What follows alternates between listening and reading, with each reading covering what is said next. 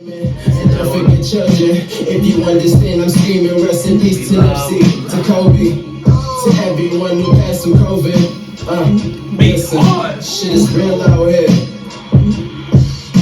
I'm the type of nigga cruise on the lane for some movie shit. What's good, bro? What's up, yo? You back, man? My nigga Showtime, what's good, bro? In a different way. Shorty always talking switching shit because she never seen a nigga so fucking lit on the higher frequency. You can close your eyes, you can't really see the things that I seen. So why the fuck you think you can hang? Yo, hey, what's good, bro? Let me pause this, my nigga. Let me pause this, yo. What's going on YouTube? What's going on Instagram? What's going on Twitch? What's going on TikTok? What's going on everybody? We on episode 13, man. Look, I'm already. Walk with me to pie, y'all. We back in here, episode 13. You already know. Same niggas, same shit. New year, same me. To the left. What's up? Time to go in the building. Showtime, yo. Showtime. D, what's good, yo? Yo, hold on. Before I move on. D, what shade you got on today? Oh, the Versace's. You heard it first, you know? Versace's. Yeah. Yo, D, what's up? Yo, to the left of me again, yo, we got D Chopper. You already know Trill Russell. D Love, yo, what's going on? To the right of me, you already know he don't need no introduction, yo. We already got Calm, we already got A Butter, Michael Jordan, we already got him, he here. And you got JD, episode 13, both of me, y'all. Yo, this song hard though, yo. Shout out Big Hard, man. My boy A on the verse, yo. I get aggravated when the nine go through diligence. That's red for the way I arch the shot. And he never sits there. This nigga's so wild. Shout out Outside, bro. He was wild on this. That nigga Outside. Lose God, yo. But let me get started, man. Let's get it, man. Yo, I'm wearing the shirt. Stretch it out so you can see it. I'm wearing the shirt, my guy. I'm representing them, yo, because we've gone through a lot these past couple of weeks dealing with this Jimmy Butler shit. And I'm going to call it nonsense because it's a shit show right now. And every day is something new with this guy. And it pains me to even talk about him this way, bro, because Jimmy Butler and his 5 years of being in Miami is so underrated, bro. People don't even give him the credit he deserves for the 6-year run he had in Miami. Thanks. Let me break it down, y'all. He came in there, saved us from Hassan Whiteside. Mind you, them years we went through, when Braun, D-Wade, Bosh, they left. Bosh left a little later because of the blood clots. Yeah. Them years when they left was straight torture. Besides the little run we had on the second half with the James Johnsons and the and Kelly O and Josh Richardson, besides that little run we had on that in the second half, we really don't have nothing to show for those years after Braun and D-Wade left and Chris Bosh. Jimmy Butler came in, took a chance on the Heat, said, yo, I want to go there. First year, made the finals. He made the finals in the bubble. People call it the bubble, people call it the bubble team, making their jokes. Either way, he made the finals. The year after, mind you, this is straight hoops. They had to come in after I think they had like a 2-month break after the bubble. Yeah, and had to start the season again. Played through that, we got eliminated in the first round. The year right after, we made the finals again. The year after that, we was a shot away from making the finals again. All in all, Jimmy Butler's 6-year stretch in Miami was underrated. And I thank him for everything he's done for the city of Miami, for the organization. But enough is enough, my guy. Like, yo, it's either you gonna play or you gonna get the fuck out the Heat. If it was, yeah, I'm about to say, but yeah, word, because it's Florida. Florida get dumb hot. But I know it's not up to him, but these fiascos, this leaving practices, not showing up for the team playing, it's getting too much. It's taken away from everything that Bam and Tyler Hero was doing this year. Bam is having an underwhelming season this year, but he's still putting up the numbers he deserves and still elite on defense. Tyler Hero's having an all-star year. But instead, we spent every day talking about Jimmy Butler and whatever he's doing this year. Facts. When did Jimmy lose his professionalism? Well, because when he came into the league, when he was in Chicago, he was professional. He was onto the end of Chicago, when he got into it with management, and he demanded the trade, and he landed in Minnesota. When he landed in Minnesota, we know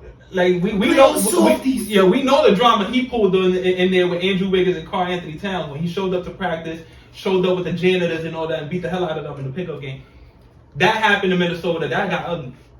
He went into Philadelphia now. He had a problem with who was the coach at the time? Was it Flip? Brett Brown? Brett Brown. With Had the a Sixers, had a right? problem with Brett Brown and them choosing Tobias Harris over him. He left Philly with a bad taste in his mouth, went to Miami, and now Miami, and he's leaving with So he's always been unprofessional. Right? every step of the way. So what's next for him? To me, this was supposed to be his last stop, but now because of all this that happened right here, he's hoping to get to Phoenix and hopefully do his 2 years there and then go on to the sunset. But they both at fault here between Pat Riley and Jimmy Butler. These are two egotistical guys bumping heads, going one-on-one, and none of them want to fold. Jimmy Butler's getting suspended. The team, every interview, every press conference, they have to answer questions about Jimmy Butler.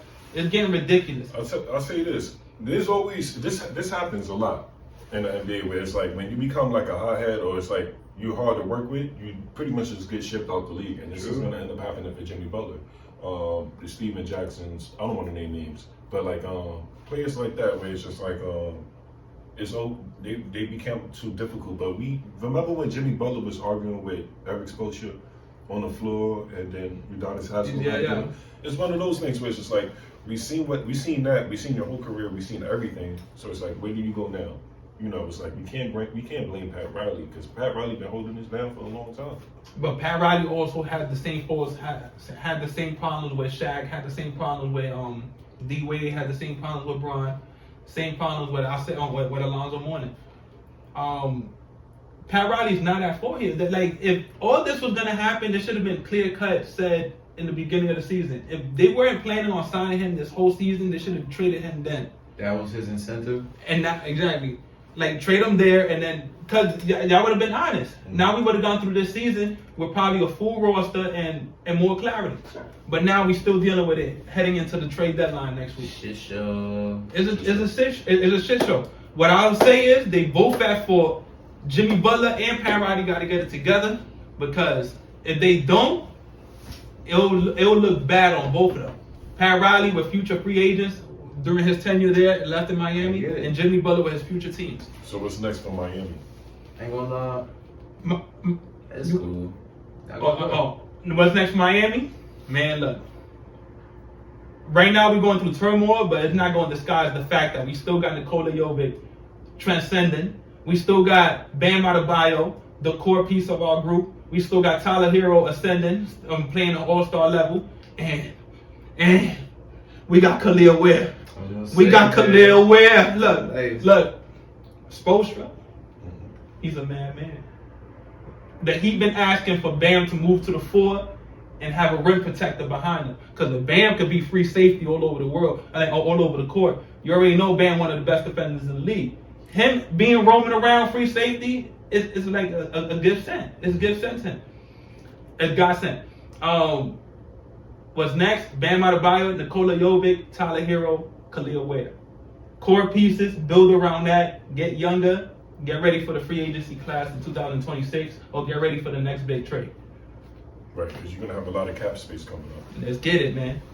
Let's get it. But we got to move on from the Jimmy situation, because it's getting ugly, and it's getting annoying. I agree. You got something to Oh, nobody want to go to Miami. What you mean nobody want to go to Miami? Hold on. People been saying that. Let me address that too. People been saying that Pat Riley and all that was going to have trouble picking up free agents to go to Miami. Let me tell you something. Everybody going to pick up the keys to be the star player of Miami, to be the star player of South Florida, South Beach. Who? And we're looking at the current landscape, right? Right. Let's just be realistic. Facts. Who? This comes look. Bradley Beal. Look, Bradley Beal. the names that's come to Miami, nobody would ever thought we could have got. Who? LeBron. Bron was going to be Oh, good. No, but moving forward, 2026, Right. Who's coming to Miami that's gonna, or 27? I'm gonna give you names. I'm gonna give you names that could possibly be there. De'Aaron Fox asked for a trade. Well, he. You trying to win a championship?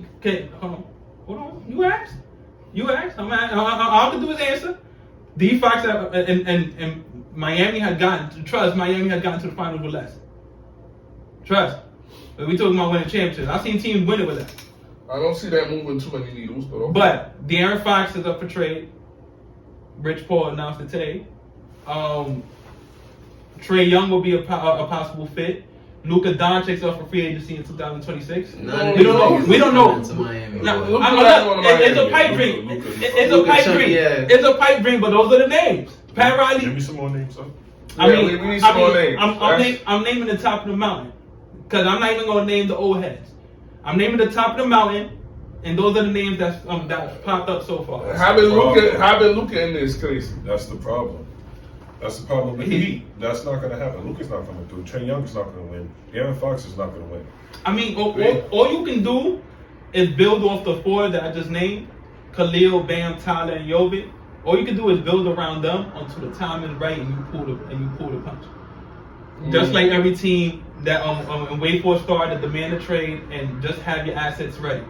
Until that time comes, just build off those four. You got a better chance with Bradley Beal. What?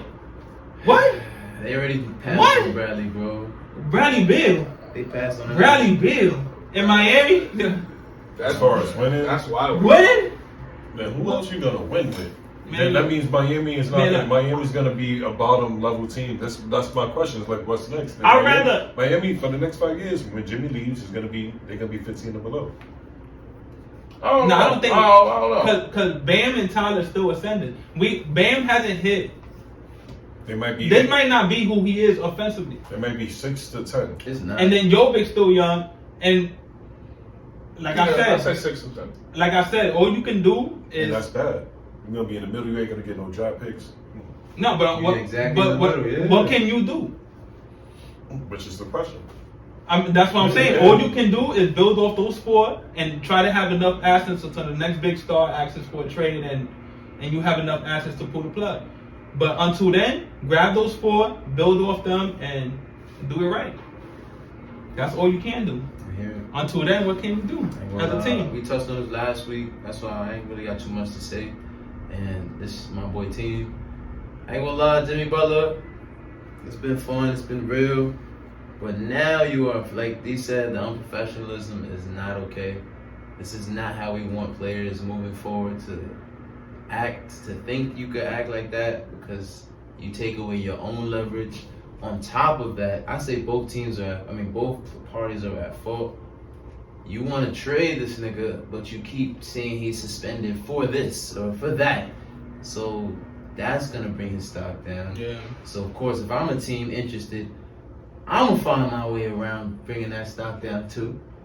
And for Jimmy, it's like, yo, bro, just be professional, my nigga. I know niggas is doing you foul. I get it, bro. Like, we all understand.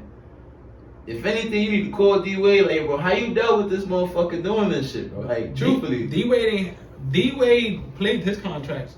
Yeah. That's what I'm saying. Like, Jimmy got paid. So it's like, bro, at this point, just get out of there. It's cool. Like, I know nobody.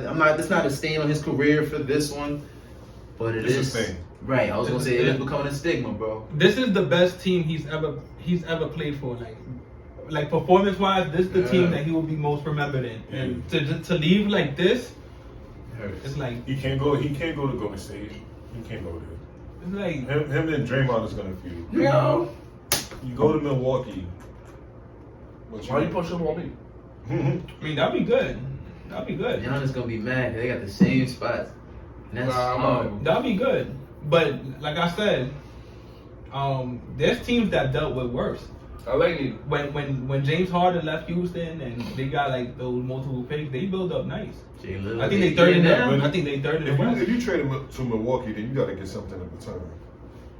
And to My nigga, he's not going to they Milwaukee. thinking what Pat Riley wants to do is if they thinking about trading him to Milwaukee, he wants to take back Middleton and Portis because their contract is up next year. So if anything goes haywire, he could just be like, "Ah, yeah, I can go."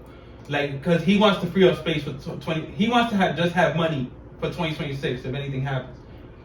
So he don't want to take back anything that's like if he can't get rid of you next year, then he don't want it, and he wants picks. And he wants draft picks, which is assets. Man. Bradley Beal don't fit none of that mold. He signed 3 years, and he got a no trade clause, and he's being difficult. He don't want to go to no other team. That's why you don't give stars the no trade clause. But with the way Jimmy Butler was acting, you don't put him in an advantageous position. You put him in like one of those subpar teams. Yeah, that's what I'm saying. They screw him over. They screw him They over. screw him over. Yeah, they're gonna have to screw him over. Honestly. No, the problem is that The league is gonna screw him over regardless, because the league is gonna end up pushing him up. the problem is that other teams want to trade for Jimmy. It's just that Jimmy's telling other teams like, "Yo, I'm not signing with y'all. So if you want to give up assets for me, then I'll be done, because I'm not signing back with y'all." So other teams like, "I bet, like, fuck it, we out of here." That's what I'm saying, y'all. Like he's fucking up the shit. He's Like fucking up his shit, and so But- is the team for publicizing the suspensions and for reasons. you know what I'm why. saying? That's what I'm Everybody, saying. everything is gonna Like, unfold bro. like in the next 3 years. That's what it is. And we're gonna know the true story. Like the truth will come out. That's one thing I'll say. The truth will come out. I always do. Jimmy's off the league, man. He's going in his career. Man, and it's a sad way to go because you really are one of the all-time greats in Heat history. But we're gonna let that one go to the next segment.